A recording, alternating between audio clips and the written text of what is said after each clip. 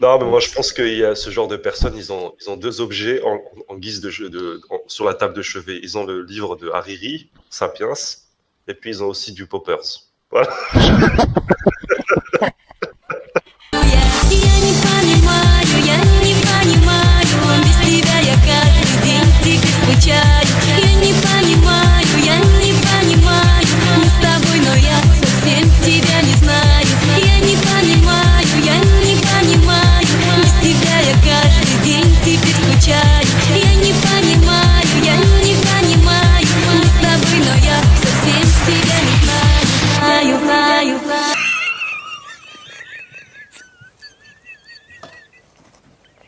Excusez. Et, ce qui est vrai, voilà. c'est qu'avec le gibon, il a un problème avec le dieu, en fait. On va dire, il est torturé, et c'est une tortillasse, une pasta tortillas, constante, dans le sens où il veut démontrer, peut-être avec des arguments qu'il ne maîtrise pas. Tu te rappelles, il avait pas réussi dans un de mes lives sur la chaîne numéro, je sais plus combien, il avait pas réussi à résumer son fameux vidéo qu'il a eu sur Channel 4 par rapport à l'islam.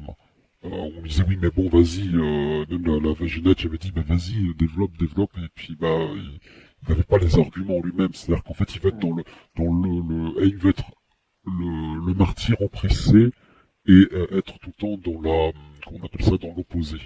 Et dire, in fine, hop, il tire un trait, égal, Dieu n'existe pas. Voilà. Oui, voilà, c'est ça. C'est l'instrumentalisation. C'est comme quand il dit oui, mais Spinoza, il a dit dans son livre Deus sive natura. Déjà, il connaît même. Déjà, intéresse-toi. Cette phrase Deus sive natura, elle vient d'où déjà? Cette phrase, déjà, c'est Descartes qui l'a dit avant Spinoza.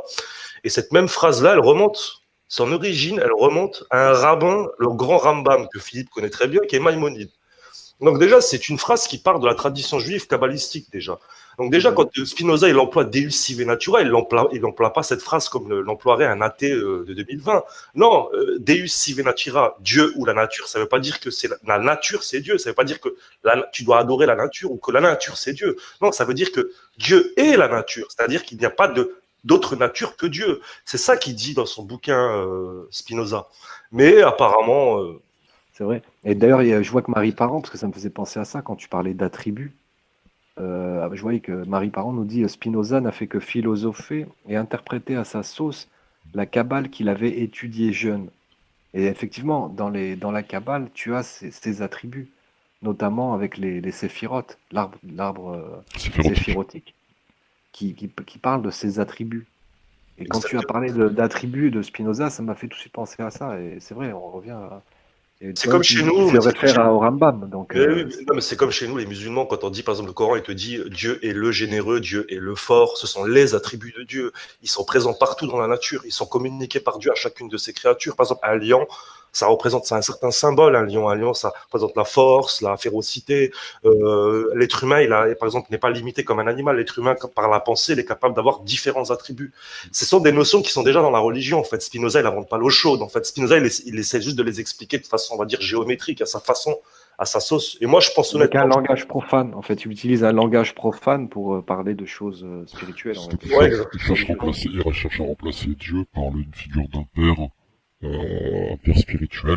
C'est de la secte. C'est encore une fois, il a une composante un peu secte. Alors bon, c'est pas la secte de l'autre isozène, Soral avec Pipetto et toute la clique, peut-être. Hein. C'est vrai que il a quand même fait une éloge à ce type-là, récemment.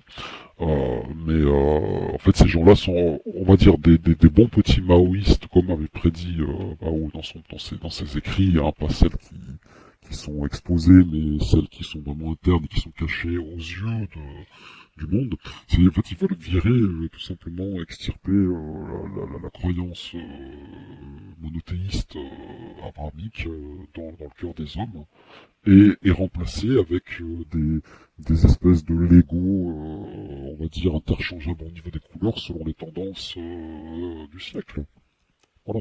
Et bien sûr. Arsenio, c'est ça. C'est-à-dire que lui, il va te... tu l'as vu, il a twisté avec Misto, après, il a dansé le jerk avec d'autres. Bref. Et Einstein, rappelle-toi aussi, oui, je l'ai, tiens. quand tu te dis qu'il connaît toutes les citations d'Einstein, nous, on en a mis une à l'écran. C'est vrai, on va la remettre. c'est science sans religion est aveugle, et religion sans science est boiteuse. Ça, c'est ce que Voilà, disait la science Einstein. sans la religion est boiteuse, la religion sans la science est aveugle.